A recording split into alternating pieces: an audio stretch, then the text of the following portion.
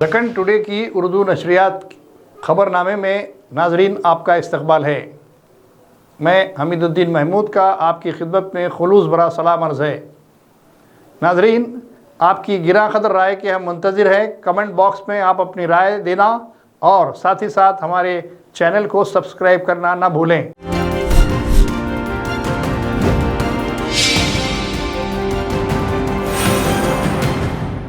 موجودہ حالات کے پیش نظر حیدرآباد سٹی پولیس نے 6 اور 7 اپریل کو ہمارے شہر میں ہونے والی شری رام نومی تقاریب کے سلسلے میں پولیس کے وسیع تر انتظامات کے ساتھ ساتھ قانون امن و ضبط کے ساتھ کسی بھی طرح کی چھیڑ چھاڑ نہ ہونے کے اقدامات پر غور کیا ہے۔ دونوں شہروں میں ممکن ہے 6 اپریل کو شری رام نومی کے سلسلے میں جلوس کی تیاری ہوگی۔ اس سلسلے میں افضل گنج آس پاس کے علاقوں میں جو حساس علاقے مانے جاتے ہیں وہاں پر پولیس نے چوکسی اختیار رکھی ہے۔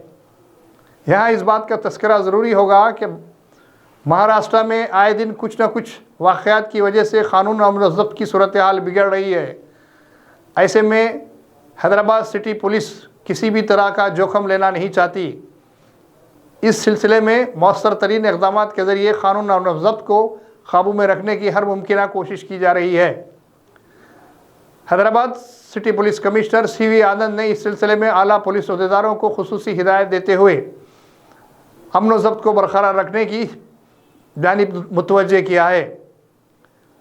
ہر سال کی طرح اس سال بھی شری رام نومی تقاریب کو پرامن طریقے سے منانے کی سمت کوشش کی جا رہی ہے۔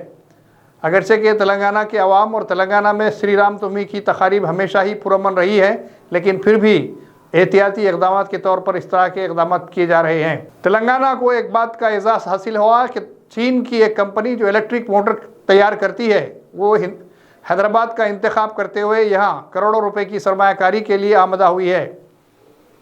چین کی اس کمپنی کے ذریعے سے نہ صرف یہ کہ یہاں تلنگانہ کی ترقی ممکن ہے بلکہ یہاں کے نوجوانوں کو روزگار بھی ملنے کے امکانات روشن ہیں۔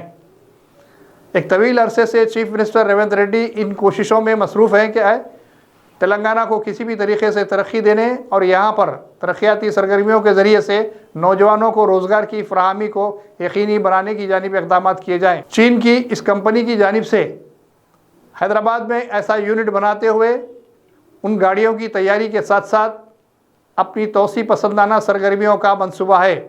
لازمی طور پر اس کا فائدہ تلنگانہ کو پہنچے گا، چاہے وہ معاشی اعتبار سے ہو یا نوجوانوں کو روزگار کی فراہمی کے سلسلے میں ہو۔ ریونت ریڈی اور دیگر وزراء نے اس سلسلے میں خوشنودی کا اظہار کرتے ہوئے کہا کہ اگر بیرونی ممالک کی کمپنیاں یہاں سرمایہ کاری کے ماحول کو دیکھتے ہوئے سرمایہ کاری کرے گی تو یقیناً ہماری ریاست کی ترقی کو تقویت حاصل ہوگی۔ انڈین آئل کارپوریشن کی جانب سے ENT ہاسپٹل کو 55 لاکھ روپے مالیتی وہ اشیاء فراہم کی جا رہی ہے جس سے آنکھ کان کے علاج میں سہولت حاصل ہو۔ ان عصری آلات کے ذریعے سے آنکھ کان اور دیگر معاملات میں درکار تشخیص اور دواؤں کے لیے وہ رقم دی جا رہی ہے۔ انڈین آئل کارپوریشن نے ایک مستحسن اقدام کرتے ہوئے ENT کو 55 لاکھ روپے کے اشیاء دینے کا فیصلہ کیا ہے جو سماجی ذمہ داریوں کے جذبے کے تحت پیشکش کی گئی ہے۔ اگرچہ کہ اس طرح کے جذبات کا دوسری کمپنیاں بھی خیال کرتے ہوئے کارپوریٹ ادارے آگے بڑھیں تو ہمارے بہت سارے اسپتالوں میں درکار اشیاء کی قلت کم ہو سکتی ہے۔ عام طور پر دیکھا جاتا ہے کہ سرکاری اسپتالوں میں دواؤں کی کمی کے ساتھ ساتھ بہت سارے آلات کی کمی محسوس کی جاتی ہے، جس کے لیے اگر کارپوریٹ ادارے آگے بڑھیں تو یقیناً ایک بہت بڑی خدمت ہوگی اور عوام کو اس سے سہولت حاصل ہوگی۔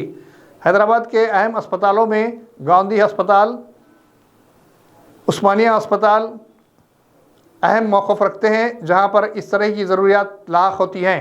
تلنگانہ کے 25 اضلاع میں درجہ حرارت 40 ڈگری سیلسیس تک پہنچ چکا ہے۔ ممکن ہے درجہ حرارت میں اضافہ ہی ہوگا۔ محکمہ موسمیات کے مطابق درجہ حرارت میں اضافہ ہی ہوگا اور اس سلسلے میں عوام کو مشورہ بھی دیا گیا ہے کہ وہ احتیاطی اقدامات کریں۔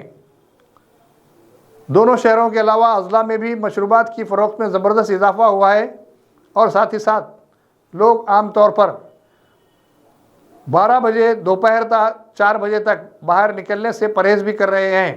اگرچہ کہ مقدس ماہ رمضان بھی اس دوران تھا اور اب جبکہ 1-2 دن اس کے باقی رہ گئے ہیں، ایسے میں عوام کو ایک بار پھر راحت کی ضرورت ہے اور گرمی سے بچنے کے اقدامات کی ضرورت لاحق ہے۔